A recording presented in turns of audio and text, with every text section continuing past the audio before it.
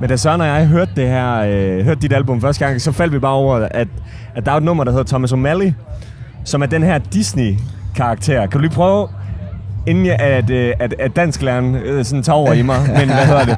Altså, hvorfor tænkte du, det var sådan nice at bruge? Okay, først og fremmest så Aristocat er en af mine yndlingsfilm, Disney-film. Og jeg har altid syntes, Thomas O'Malley var fucking swag.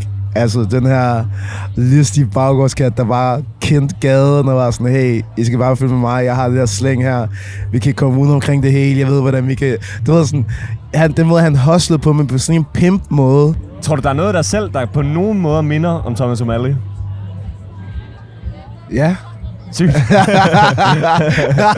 Sygt.